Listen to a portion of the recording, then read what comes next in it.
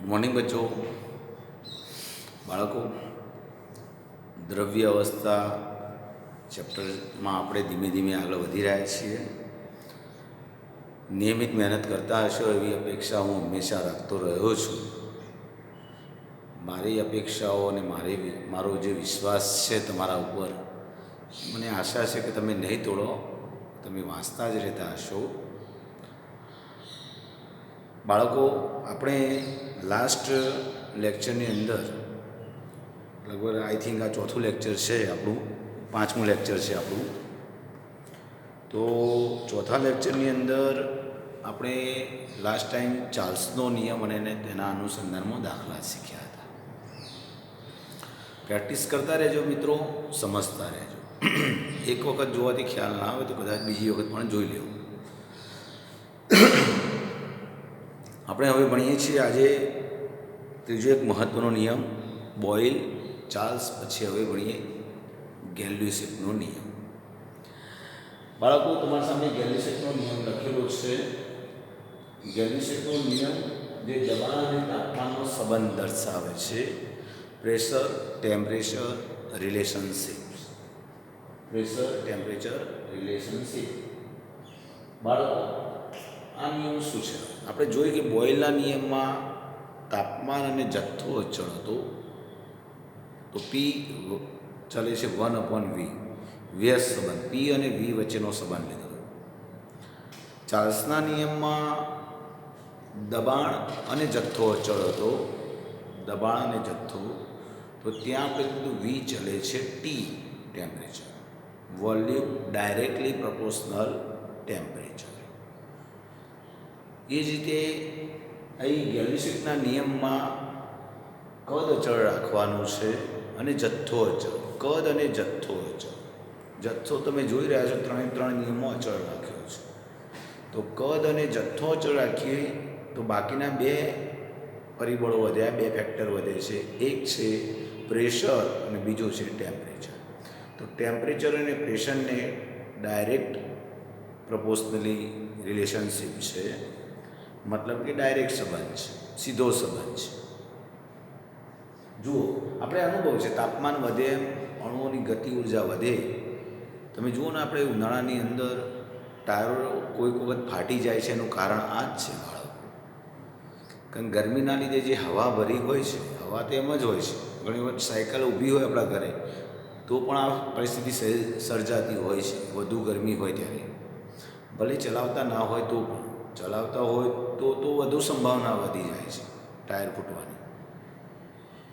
એનું કારણ સીધે સીધું એ છે કે તાપમાન વધે છે ત્યારે અણુઓની ગતિ ઉર્જા વધે છે.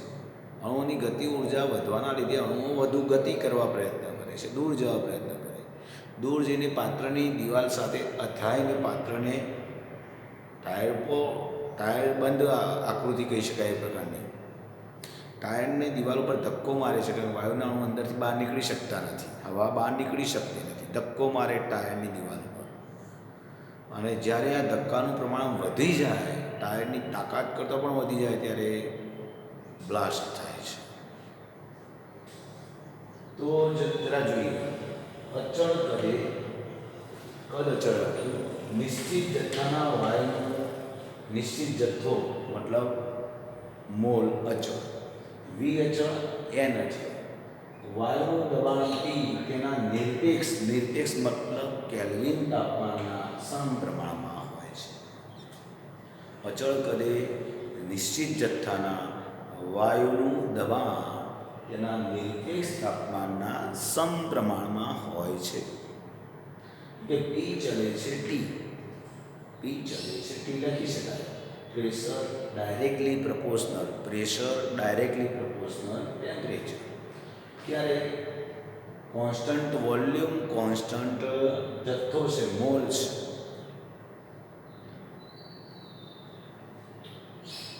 કોન્સ્ટન્ટ માસ પણ કહી શકાય છે. પ્રેશર, જો તમે જોઈ શકો છો, પ્રેશર અને ટેમ્પરેચરનો સીધો સંબંધ, તેમનો ગુણોત્તર અચળ. સમપ્રમાણ, જ્યારે કોઈ પણ બે રાશિ વચ્ચે સમપ્રમાણનો સંબંધ હોય ત્યારે એનો ગુણોત્તર અચળ રહે, અને કોઈ પણ બે રાશિ વચ્ચે વ્યસ્ત પ્રમાણનો સંબંધ હોય ત્યારે એનો ગુણાકાર અચળ. બાળકો સમપ્રમાણનો સંબંધ એટલે ભાગાકાર અચળ કહેવાનો ભાવ. તો પ્રેશર અપોન ટેમ્પરેચર કોન્સ્ટન્ટ કે એ નીચે બરાબર કે લખી શકાય અચળ. આના પરથી પરિસ્થિતિ 1 અને પરિસ્થિતિ 2 માટે લખવો હોય સૂત્ર, બે પરિસ્થિતિ માટે, શરૂઆતની પરિસ્થિતિ અને અંતિમ પરિસ્થિતિ માટે સૂત્ર લખવું હોય તો P1/T1 બરાબર કે P2/T2 બરાબર કે માટે બંને સરખાવીને આવું લખી શકાય P1/T1 બરાબર P2/T2. અથવા આ રીતે પણ લખી શકાય સમજીને ગોઠવીને P1/P2. P2 આમ લાવો, T1 ઉપર લઈ લો, P2 નીચે લાવો અને T1 ઉપર લઈ લો. P1/P2 બરાબર T1/T2. જેમ લખવું એમ લખી શકીએ છીએ આપણે સમપ્રમાણનો સંબંધ ગુણોત્તર અચળ. તો ગેલ્યુસેકના નિયમમાં કોના વચ્ચેનો સંબંધ આવ્યો બાળકો? પ્રેશર સાથે કોનો સંબંધ આવ્યો? ટેમ્પરેચર, સીધો સંબંધ. ચાર્લ્સના નિયમમાં વોલ્યુમ અને ટેમ્પરેચરનો સીધો સંબંધ. બોયલના નિયમમાં P અને Vનો વ્યસ્ત સંબંધ, ઇન્વર્સલી પ્રપોર્શનલ. દબાણ અને તાપમાનનો અચળ કદી આલેખ દોરેલો છે બાળકો. આ આલેખ જુઓ, દબાણ y અક્ષ ઉપર છે અને x અક્ષ ઉપર તાપમાન છે. તમને દેખાતું હશે અહીંથી, દેખાય તો છે.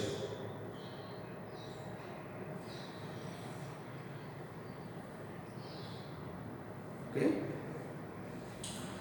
તો દબાણ અને તાપમાનનો સીધો સંબંધનો આલેખ દોરેલો છે. જરા જુઓ તો આલેખ સીધી રેખા જ આવશે. દબાણ અને તાપમાનનો આલેખ સીધી રેખા આવશે. તાપમાન કેલ્વિનમાં દર્શાવ્યું છે, 0 કેલ્વિનથી 400 કેલ્વિન. હવે 0 કેલ્વિન એટલે આપણને ખબર છે બાળકો, -273.15 અંશ સેલ્સિયસ. 0 કેલ્વિનનો મતલબ, 0 કેલ્વિન કોને કહ્યું હતું? જે તાપમાને બધા જ વાયુઓનું કદ શૂન્ય થાય છે. એ કાલ્પનિક વાયુ, આવો વાયુ જ શક્ય નથી રિયલમાં, કારણ કે તાપમાન ઘટાડતા જ્યારે જઈએ છીએ ત્યારે કોઈ પણ વાયુ પ્રવાહી બની જતો હોય છે. એટલે કાલ્પનિક ટેમ્પરેચર છે, જસ્ટ ઇમેજિન કરેલું છે. કે આપણે ગઈકાલે લાસ્ટ લેક્ચરની અંદર આપણે જોયું હતું કે લોર્ડ કેલ્વિન માપક્રમ આપણે કરી દે તો ચાર્લ્સના નિયમની રેખાઓને પાછળ સીધી લંબાવી નીચે તરફ, તો કયા તાપમાને એનું કદ શૂન્ય બતાવતી હતી? -273.15 અંશ સેલ્સિયસ તાપમાને બધા જ વાયુનું કદ શૂન્ય થતું હતું. માટે ટેમ્પરેચરનું નામ પડ્યું 0 કેલ્વિન તાપમાન.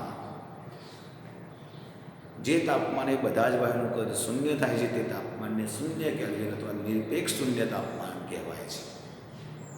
તો એ પણ 0 કેલ્વિન માટે રેખાઓ સીધી વાસ્તવિક ના મળે એટલે ડોટ લાઈન બતાવી છે. બીજું આ ડોટ લાઈન નીચે તરફ જતી રેખાઓને ડોટ લાઈન વડે બતાવવી પડે.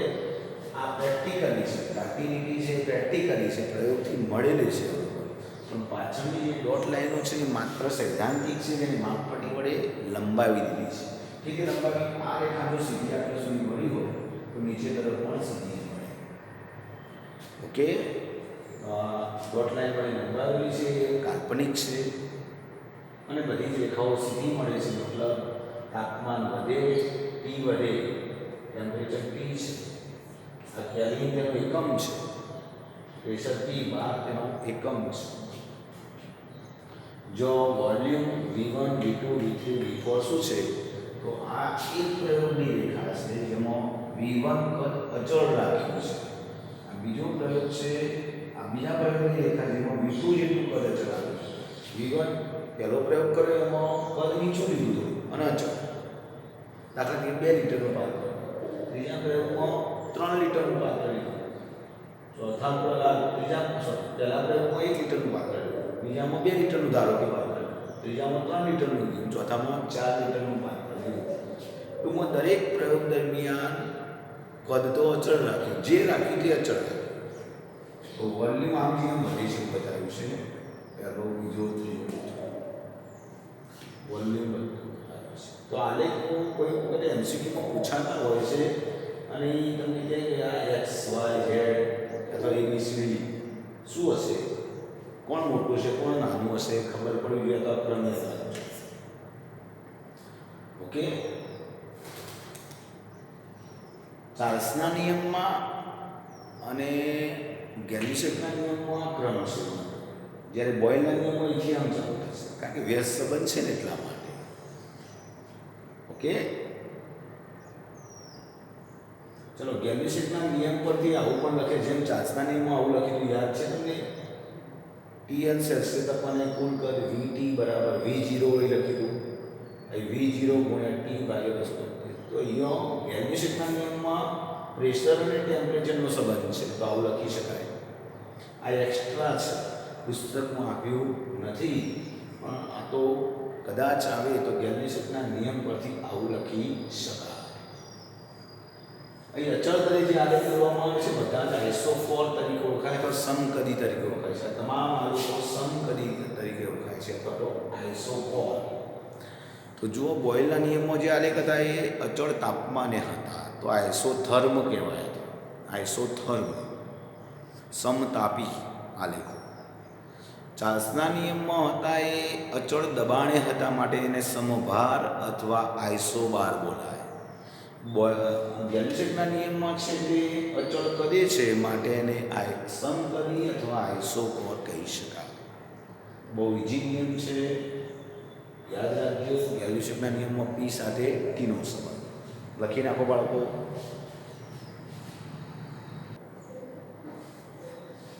ચલો બાળકો, આના અનુસંધાનમાં જો ગેલિસેકના નિયમ આધારિત દાખલા જોઈશું, એક કોન્સેપ્ટ હજુ ભણી લઈએ. Avogadro rules. એમિડો એવોગેડ્રો વૈજ્ઞાનિકનું નામ છે, એમિડો એવોગેડ્રો. એમને શું કહ્યું જરા સમજીએ. સમાન તાપમાન અને સમાન દબાણે, મતલબ આપણી પાસે દાખલા તરીકે 3 પાત્રો છે, A, B, C. ત્રણેય પાત્રમાં વાયુ એક પાત્રમાં વાયુ A ભર્યો છે, બીજા પાત્રમાં વાયુ B ભર્યો છે, ત્રીજા પાત્રમાં વાયુ C ભર્યો છે. ત્રણેય વાયુઓ માટે તાપમાન સમાન છે, દબાણ સમાન છે. તાપમાન અને દબાણ સમાન છે, અને જો હવે શરત મૂકી, જો હવે તાપમાન દબાણ સમાન છે અને સાથે જો કદ પણ સમાન હોય, તાપમાન, દબાણ અને કદ ત્રણ સમાન હોય, તો તેમાં રહેલા અણુની સંખ્યા પણ સમાન હોય. ટોટલ 4 ફેક્ટર છે બાળકો, આપણે જાણીએ છીએ, વારે ઘડીએ કહ્યું. દબાણ, તાપમાન, કદ અને જથ્થો M, જે મોલ બતાવે છે અથવા અણુની સંખ્યા બતાવે છે. હવે વાત કેવી કરવા જઈ રહ્યા છે કે 3 સમાન છે, દબાણ, તાપમાન અને કદ સમાન છે. દબાણ, તાપમાન અને કદ સમાન છે, તો આપોઆપ ચોથું પણ કેવું હોય? સમાન જ હોય, સિમ્પલ છે. અણુની સંખ્યા પણ સમાન. સમાન તાપમાને, સમાન દબાણે, સમાન કદ ધરાવતા જુદા જુદા વાયુઓમાં અણુની સંખ્યા સમાન હોય છે. એટલે કે P અને T સમાન હોય, અચળ હોય, ત્યારે V ચલે છે. જો V વધે તો અણુની સંખ્યા વધે, તો અણુની સંખ્યા વધે તો V વધે. તો વોલ્યુમ સાથે અણુની સંખ્યાનો ડાયરેક્ટ સંબંધ આ નિયમ એવોગેડ્રોએ આપ્યો.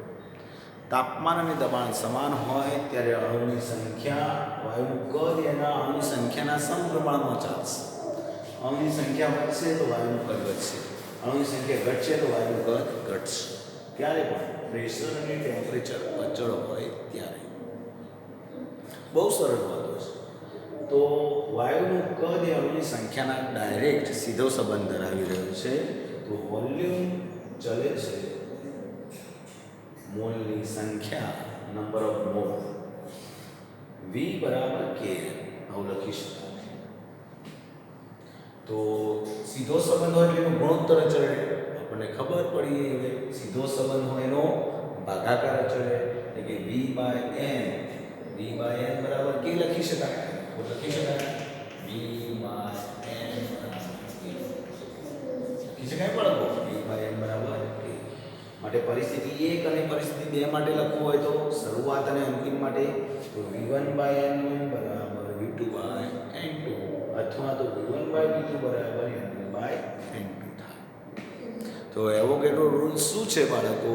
ત્રણે ત્રણ સમાન તો ચોથું પણ સમાન.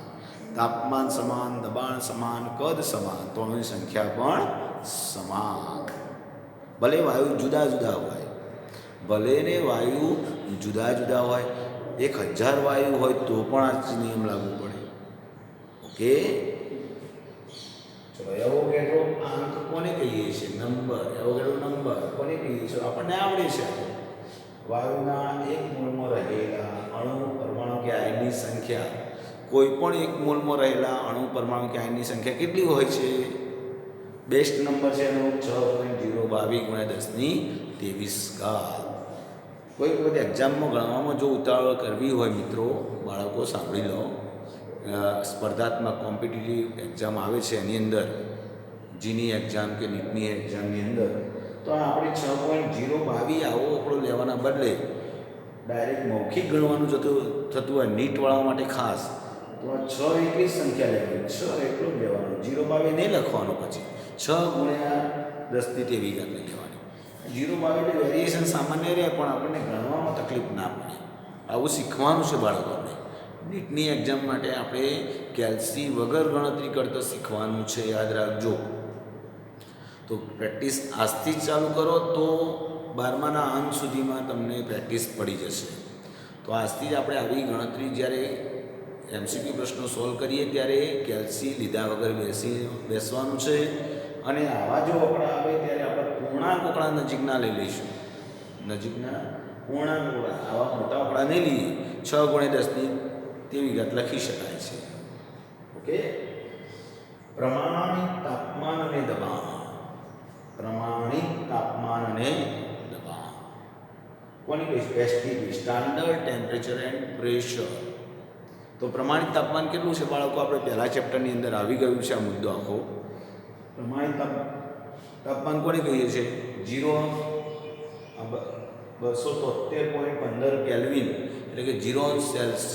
યાદ કરો, 0°C અથવા 273.15 કેલ્વિન. અને દબાણ કેટલું? 1 બાર અથવા 10⁵ પાસ્કલને સ્ટાન્ડર્ડ ટેમ્પરેચર એન્ડ પ્રેશર કહેવાય. પ્રમાણિત તાપમાન અને પ્રમાણિત દબાણ. બાળકો તમે સ્ક્રીનશોટ પાડો, લખી દો.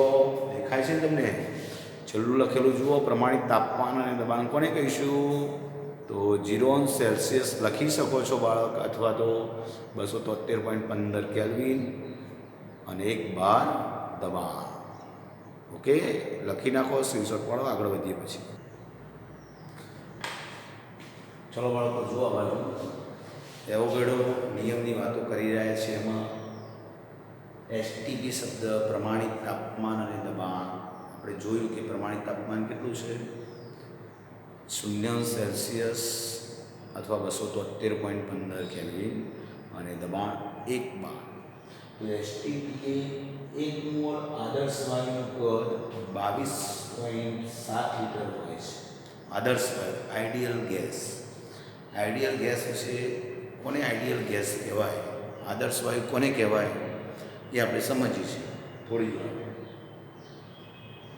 તો આદર્શ વાયુનું કદ 22.7 લિટર હોય છે, પરંતુ મોટા ભાગે આદર્શ વાયુ જોવા મળતા નથી.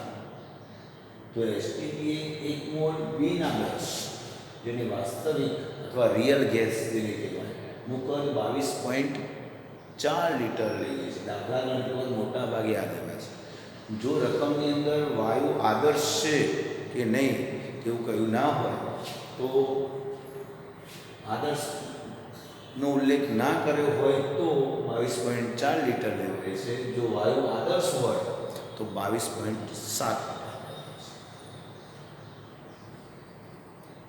બીજો એક શબ્દ પ્રમાણિત પરિવેશી તાપમાન અને દબાણ.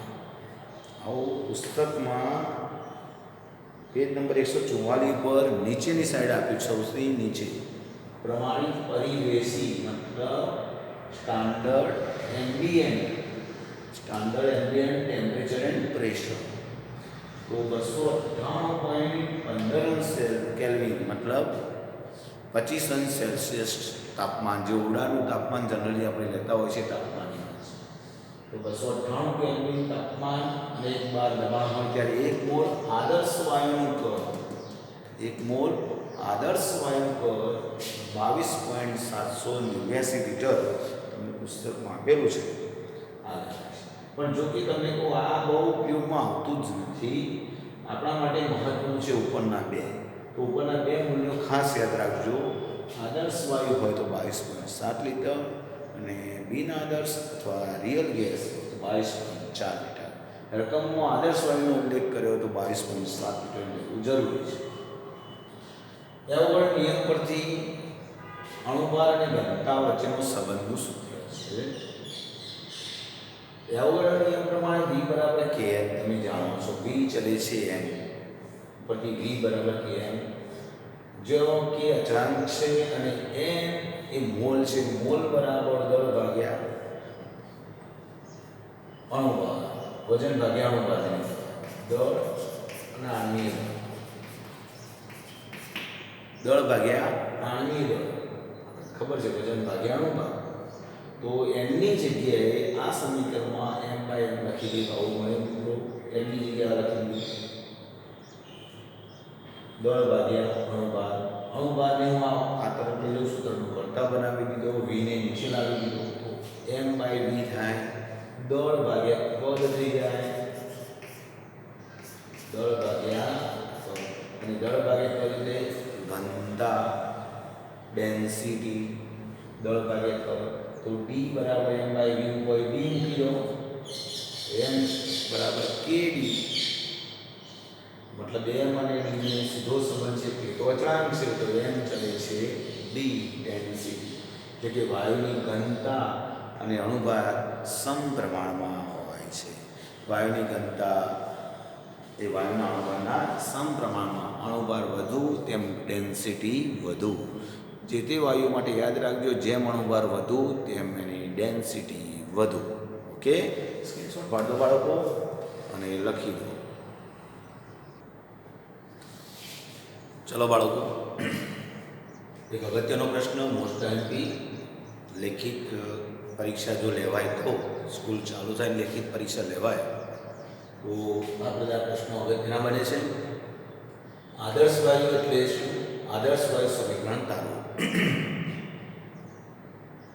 તો આદર્શ વાયુ આઈડિયલ ગેસ કોને કહેવાય? તો જે વાયુ બોયલના નિયમનું, ચાર્લ્સના નિયમનું અને એવોગાડ્રો નિયમનું ચુસ્ત રીતે પાલન કરે, સંપૂર્ણ પાલન કરે. જે વાયુઓ બોયલ, ચાર્લ્સ અને એવોગાડ્રો નિયમનું ચુસ્ત રીતે પાલન કરે, સંપૂર્ણપણે પાલન કરે તે વાયુઓને આદર્શ વાયુ કહેવાય છે.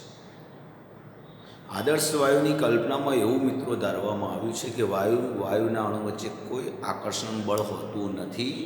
મતલબ કોઈ પાત્રમાં વાયુ ભર્યો હોય તો એના અણુઓ શક્ય એટલા દૂર હોય છે, મુક્ત અવસ્થામાં ફરે છે. આવો વાયુ જ આદર્શ તરીકે વર્તી શકે છે. મતલબ ઊંચું તાપમાન હોય અને નીચું દબાણ હોય. દબાણ નીચું એટલે કદ વધુ હોય, સિમ્પલ છે. અને તાપમાન વધુ એટલે ગતિ વધારે હોય.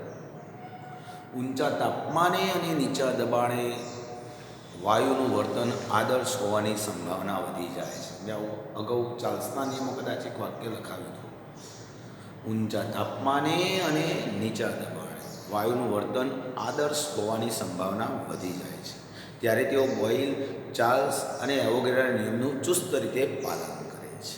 ઓકે, બીજું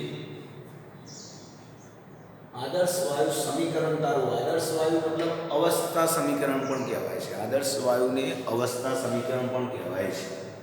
કેમ? કારણ કે આદર્શ વાયુ જે સમીકરણ જે તારવવાના છીએ એમાં વાયુની ચારે ચાર અવસ્થાઓને સંબંધ આવી જાય છે. ચારે ચાર ફેક્ટર આવી જાય. કયા ચાર ફેક્ટર ભણ્યા આપણે? દબાણ, કદ, તાપમાન અને વાયુનો જથ્થો મોલ.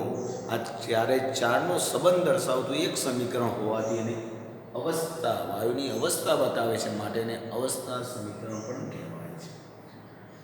તો બાળકો બહુ ઈજી છે. તારવણી આપણે જોઈએ. અવસ્થા અથવા આદર્શ વાયુ સમીકરણ તારવવાનું છે. તો કયા કયા નિયમની વાત આવે? બોયલનો નિયમ. V ચલે છે 1/P અથવા P ચલે છે 1/P. અચળ તાપમાન નિશ્ચિત જથ્થો બોયલના નિયમમાં. ચાર્લ્સના નિયમમાં શું ભણતા યાદ કરો. ચાર્લ્સનો નિયમ. ચાર્લ્સના નિયમમાં V ચલે છે T ટેમ્પરેચર અને એ વખતે અચળ શું રાખેલું. અચળ દબાણ નિશ્ચિત જથ્થો. ચલો એવોગેડ્રો નિયમ યાદ કરો. માન ભણ્યા એવોગેડ્રો નિયમ. જે વાયુઓ આ ત્રણેય નિયમનું પાલન કરે તે આદર્શ માટે આ ત્રણનો જ ઉલ્લેખ કર્યો. તો V ચલે છે ને શું અચળ હતું. પ્રેશર યાદ રાખો આવડવું જોઈએ. આ ત્રણેય સમીકરણ વિના સંદર્ભમાં છે. તમે જોઈ રહ્યા છો તો ત્રણેયને સંયુક્ત રીતે લખીએ. ત્રણેય સમીકરણને સંયુક્ત રીતે ત્રણેય સમીકરણ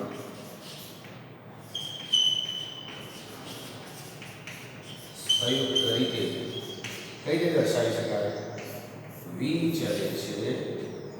ચલો n અને t સાથે સીધો સંબંધ છે. n અને t સાથે સીધો સંબંધ. n અને t સાથે સીધો સંબંધ લખી અને p સાથે વ્યસ્ત સંબંધ p નીચે લખી. ચલે છે દૂર કરવા માટે બરાબર લખીએ તો અચળાંક આવે. એ અચળાંકની વેલ્યુ આ લેવાય છે કે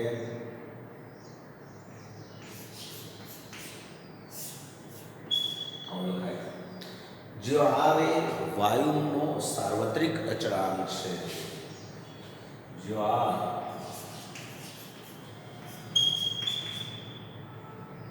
સાર્વત્રિક વાયુ અચળાંક છે.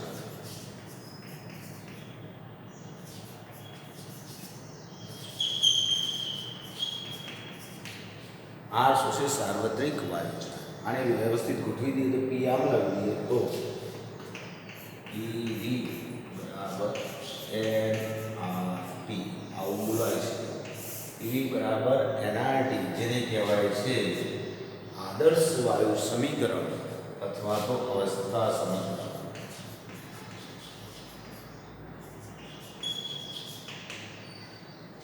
EV બરાબર NRT શું છે. આદર્શ વાયુ સમીકરણ અથવા તો અવસ્થા સમીકરણ. બહુ ઈજી છે મારો. V ચલે છે NT/T હતું તો અચળાંક R લખ્યો. R એ વાયુઓ માટેનો સાર્વત્રિક અચળાંક છે. યુનિવર્સલ કોન્સ્ટન્ટ છે. એમાં કોઈ ચેન્જ નથી આવતો. એ જુદા જુદા એકમોમાં એનું મૂલ્ય બદલાતું હોય છે. એકમ બદલાતા મૂલ્ય પણ બદલાતું હોય છે. તો આપણે એના વિશે પણ જોઈશું. આનું મૂલ્ય શું હોઈ શકે એ પણ ભણીએ છીએ. તો આ પ્રશ્ન ટૂંકો 2 માર્ક્સનો એક પ્રશ્ન બને છે. આદર્શ વાયુ એટલે શું. વ્યાખ્યાનો અડધો માર્ક આનો 1.5 માર્ક્સ. એમ આખો પ્રશ્ન 2 માર્ક થાય છે. સ્ક્રીનશોટ પાડો બાળકો. ઈજી છે. ઓકે પછી આગળ વધીએ. ચલો બાળકો આપણે આદર્શ વાયુ સમીકરણ તારવ્યું. EV બરાબર NRT. ખૂબ અગત્યનું. આ સમીકરણનું નામ પાડ્યું અવસ્થા સમીકરણ. કારણ કે જ્યારે અવસ્થા વચ્ચેનો સંબંધ બતાવે છે. દબાણ, કદ, તાપમાન અને જથ્થો. ઓકે હવે એમાં આવ્યો સાર્વત્રિક અચળાંક R યુનિવર્સલ કોન્સ્ટન્ટ. તેના મૂલ્યો જુદા જુદા એકમમાં જુદા જુદા તારવી શકાય છે. કેવી રીતે જરા જોઈએ. વાયુ અચળાંક Rના મૂલ્યો વિવિધ એકમમાં તારવો. STPA 1 મોલ આદર્શ વાયુ માટે આપણે ગણતરી કરવી છે. STPA આવે એટલે standard temperature and pressure. Standard temperature કેટલું 273.15 કેલ્વિન અથવા 0 સેલ્સિયસ બોલાય પણ કેલ્વિન મળીએ છીએ આપણે. અને પ્રેશર 1 બાર. V બરાબર NRT ઉપરથી તારવા જઈએ છે. આનું મૂલ્ય તારવું છે તો આને સૂત્રનું કરતા બનાવવું પડે. તો R બરાબર PV/NT લખી શકાય. બહુ ઈઝી. તો R બરાબર શું લખ્યું. P ની જગ્યાએ 10⁵ પાસ્કલ લખ્યું. પાસ્કલ. કારણ કે 1 બાર એટલે 10⁵ પાસ્કલ જેવું થાય છે. 1 બાર એટલે 10⁵ પાસ્કલ જેવું થાય. બરાબર ને. આપણે લખવું કયું છે 12 બરાબર 10 ની 5 ઘાત પાસ્કલ. આમ તો 1.013 જેટલું થાય છે. 1.01325 આગળ 1.01325 આવ્યું પણ ચાલશે, લગભગ એક જ કહેવાય. 1 12 બરાબર 10 ની 5 ઘાત પાસ્કલ. પરિપૂર્ણ આદર્શ વાયુનું 22.7 લિટર યાદ કરો. પણ એક્ઝેક્ટ આંકડો મેં નહોતો લખ્યો હમણાં. એક્ઝેક્ટ આંકડો તો હતો 22.7098 70098 હતો. 22.7098 અને પાછળનો આંકડો શૂન્ય પછીનો આંકડો 9 એ 5 કરતો મોટો હોય તો આગળ એક ઉમેરી દઈએ છે. એ પ્રમાણે 22.71 લીટર થાય. લીટર 1 લીટર એટલે કેટલા મીટર ઘન? 1 લીટર બરાબર 10⁻³ હાલ 1 લીટર બરાબર 10⁻³ મીટર ઘન. બંને લખેલા હતા એ નીચે. 1 લીટર બરાબર 10⁻³ મીટર. તો લીટરની જગ્યાએ મીટર ઘન એકમ વાપર્યું છે. એસઆઈ એકમ વાપર્યું છે. આપણે એસઆઈ એકમ છે 1 મોલ 273.15. આ બધા એસઆઈ એકમ છે બાળકો. તો આનો આન્સર આવે છે 8 બરાબર 8.314 પાસ્કલ ઇન્ટુ મીટર ઘન into mole inverse into kelvin inverse. Okay, pascal into metre ઘન. હવે એક પાસ્કલ ઇન્ટુ મીટર ઘન બરાબર 1 જ જૂલ. જેટલા પાસ્કલ ઇન્ટુ મીટર ઘનનો મતલબ થાય જૂલ. મતલબ 1 પાસ્કલ ઇન્ટુ મીટર ઘન બરાબર 1 જૂલ. તો આટલા પાસ્કલ ઇન્ટુ મીટર ઘન બરાબર એટલા જ જૂલ. તો આરનું મૂલ્ય જ્યારે જૂલમાં લેવું હોય, જૂલ એકમ ક્યારે વપરાય?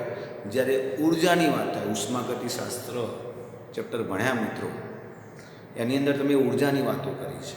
ઉષ્મા ઉર્જાની વાતો કરી છે. કોઈ પણ પ્રકારનું કાર્ય અથવા ઉર્જા બતાવવાની જ્યારે વાત આવે ત્યારે જૂલ એકમમાં દર્શાવાય છે. એસઆઈ એકમ જૂલ છે. એમકેએસ અને સીજીએસ એકમો આવે છે. એમાં એમકેએસ એકમ જૂલ છે, આપણને ખબર છે. અને સીજીએસ એકમ અર્ગ વાપરીએ છીએ, પણ જો તે વાપરતા નથી, ખાસ જૂલ જ વાપરીએ છીએ.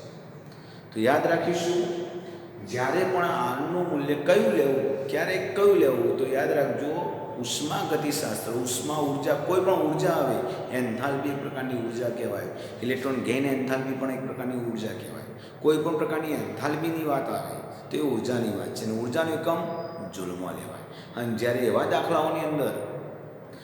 દાખલાઓની અંદર જ્યારે આરની કિંમત મૂકવાની થતી હોય, ઉર્જા ગણવાના દાખલામાં જ્યારે આરની કિંમત મૂકવાની થતી હોય ત્યારે હંમેશા જૂલમાં લઈશું. 8.314 યાદ રાખો. વાયુ સમીકરણ વાપરતા હોય, વાયુ સમીકરણ એટલે પીવી બરાબર એનઆરટી, એમાં જ આર આવે છે, બીજામાં તો આવતું નથી. વાયુ સમીકરણ જ્યારે પણ વાપરો ત્યારે આ બે મૂલ્યમાંથી એક લેવાનું છે. યાદ રાખો, આ બે મૂલ્યમાંથી એક લેવાનું છે. અવશ્ય યાદ રાખો. આ શું છે જરા જોઈ લઈએ. શું લખ્યું? આ સમીકરણમાં 10⁵ પાસ્કલ છે, એની જગ્યાએ 1 બાર લખી દો. આ સમીકરણમાં 10⁵ પાસ્કલ એટલે 1 બાર લખાય. 10⁻³ મીટર ઘન છે, એની જગ્યાએ 1 લીટર લખી દો. આની જગ્યાએ 1 લીટર લખી દો. એટલે આવું થશે. 10⁵ પાસ્કલની જગ્યાએ 1 બાર આવશે એટલે ઉપર 1 બાર લખાશે. હું નથી લખતો, તમારે કરવું તો કરી શકો છો. 1 બાર 22.71 ગુણ્યા 1 લીટર, અથવા 1 નહીં લખો તો કોઈ ફરક પડવાનો નથી, કારણ કે 1 વડે ગુણવાથી કોઈ ફરક નથી પડવાનો. નીચેનો છે ને, તો આન્સર આવશે 8.314 ગુણ્યા 10⁻²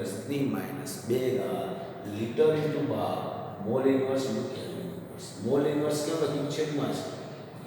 mall inverse into kelvin inverse. આ આદર્શ વાયુ માટે આ લખીશું. બિન આદર્શ વાયુ મેં કહ્યું કે એસટી બિન આદર્શ વાયુનું કદ 22.4 લીટર હોય છે. તો જ્યારે આદર્શ વાયુનો ઉલ્લેખ ના કર્યો રકમમાં ત્યારે એનું હોય છે 0.082. અને આદર્શ વાયુ હોય તો 0.083, અને કહેવાય 0.083 જ કહેવાય. આ 0.082 છે. આ યાદ આ ક્યારે કિંમત મૂકવાની? આ બંને યાદ ક્યારે મૂકવાની છે? જ્યારે વાયુ સમીકરણ વાપરો ત્યારે. તો આરના મૂલ્યો આ બે ખાસ યાદ રાખો, ખાસ યાદ રાખો. ઉપરનું ક્યારે લખવાનું? ઉષ્માગતિશાસ્ત્રમાં આવશે. આ નીચેનું ક્યારે આવશે? વાયુ સમીકરણ. પીવી બરાબર એનઆરટી જ્યારે પણ એપ્લાય કરો ત્યારે આ લખી જ દેવાનું. આની કિંમત આ બેમાંથી એક જ હોવી જોઈએ. આદર્શ વાયુ કયું હતું? ઉપરની બિન આદર્શ કયું? નીચેની. આ શું છે? Litre atmosphere. એટીએમ મતલબ મશીન નહીં, પૈસાનું મશીન નથી. એટીએમ મતલબ એટમોસ્ફિયર છે, વાતાવરણ. લિટર વાતાવરણ into mole inverse into kelvin. Litre વાતાવરણ ઇન્ટુ મોલ. આ લિટર 12 મોલ ઇન્વર્સ. તો આ થાય આરના મૂલ્યો બાળકો. હવે ભણીએ આગળ નેક્સ્ટ. અને પછીનો મુદ્દો જરા સ્ક્રીનશોટ પાડ દો ઝડપથી. ચલો બાળકો, આદર્શ વાયુ સમીકરણ પરથી વાયુની ઘનતા અને મોલર દળ મતલબ આણ્વીય દળ વચ્ચેનો સંબંધ તારવો. બહુ ઈઝી. આદર્શ વાયુ સમીકરણ પીવી બરાબર એનઆરટી છે. એના પરથી આપણે આવું લખી શકીએ. ઈને સૂત્રનો કરતા બનાવ્યો છે. પી બરાબર એનઆરટી અપોન વી. સિમ્પલ. હવે એન એટલે મોલ છે. મોલ એટલે દળ ભાગ્યા મોલર દળ, વજન ભાગ્યા અણુભાર. બીજા શબ્દોમાં આણ્વીય દળ છે. માસ બાય મોલેક્યુલર માસ. એમની જગ્યાએ એમ બાય એમ લખતા. આ એમની જગ્યાએ આપણે એમ બાય એમ લખીને શું લખાય? એમ બાય એમ લખી દીધું. નીચે એમના એમ છે. સ્મોલ એમની જગ્યાએ એમ બાય એમ લખી દીધું. હવે ઘનતા ડી બરાબર એમ બાય વી થાય. દળ ભાગ્યા કદ. દળ ભાગ્યા કદ એટલે ઘનતા. તો એમ બાય વીની જગ્યાએ શું લઈ શકાય? આ એમ બાય વીની જગ્યાએ શું લઈ શકાય? ઘનતા ડી. તો ડી આરટી અપોન એમ થાય. પી બરાબર ડી આરટી અપોન એમ. એમને અમે જે નીચે લાવ્યા એમ બરાબર ડી આરટી અપોન પી. તો એમ અને ડીને સીધો સંબંધ છે, તમે જોઈ રહ્યા છો. પણ ક્યારે? આ બધા પરિબળો અચળ હોય, તાપમાન દબાણ અચળ હોય. અને આ એમ સાથે ડીનો સીધો સંબંધ એ એવોગાડ્રોના નિયમમાં પણ આવે. તો એમાં પણ એવું કહ્યું તાપમાન અને દબાણની સમાન પરિસ્થિતિમાં. તમને યાદ હશે. બીજી એક વાત કરું. આ સમીકરણમાં જુઓ, તાપમાન અને ઘનતા અચળ હોય. તાપમાન અને ઘનતા અચળ હોય સમીકરણમાં. તો એમ અને પી બીજાના વ્યસ્ત પ્રમાણ. તાપમાન અને ઘનતા અચળ એક જ વાયુ હોય, પાત્રમાં લીધો હોય ત્યારે એની ઘનતા બદલાવાની નથી. બરાબર ને? અને તાપમાન પ્રયોગ દરમિયાન જો અચળ રહેતો હોય તો અણુભાર અને દબાણનો વ્યસ્ત પ્રમાણમાં સંબંધ છે. અણુભાર અને દબાણનો વ્યસ્ત સંબંધ છે. આ પણ એક યાદ રાખવા જેવી બાબત છે એમસીક્યુ માટે. ઓકે, ઈઝી છે, લખી નાખો. એક ટૂંકો પ્રશ્ન છે, પછી આગળ એક નાની વાત સમજાવી દઉં છું. ચાલો બાળકો, આદર્શ વાયુ સમીકરણમાં છેલ્લો ટોપિક. આદર્શ વાયુ સમીકરણ પરથી સંયુક્ત વાયુ સમીકરણની તારવણી. તો આદર્શ વાયુ સમીકરણ પીવી બરાબર એનઆરટી છે, આપણને ખબર છે. એક મોલ વાયુ હોય તો એની જગ્યાએ એક લખી દઈએ તો આવું બની જાય. એક મોલ વાયુ મતલબ એની જગ્યાએ એક લખો તો પીવી બરાબર આરટી. તો ટીને હું છેદમાં લઈ લઉં તો પીવી અપોન ટી બરાબર આર. જો આર કોન્સ્ટન્ટ છે, સાર્વત્રિક અચળાંક છે. સાર્વત્રિક અચળાંક છે તો પીવી અપોન ટી બરાબર અચળ. હવે આ સમીકરણને બે પરિસ્થિતિ માટે લખીએ, શરૂઆતની અને અંતિમ. શરૂઆત માટે આપણે 1 નંબર આપીએ છીએ, અંતિમ માટે 2 નંબર લખીએ છીએ. તો શરૂઆતની પરિસ્થિતિ માટે આપણે શું લખી શકીએ? V1 V1 T1 મતલબ શરૂઆતનું દબાણ, શરૂઆતનું કદ અને શરૂઆતનું તાપમાન. હવે પરિસ્થિતિ બદલાય, ત્રણે બદલી દઈએ છીએ. અંતિમ દબાણ, અંતિમ કદ અને અંતિમ તાપમાન. V2 T2 બરાબર આ થાય. આના બરાબર પણ આમ થાય.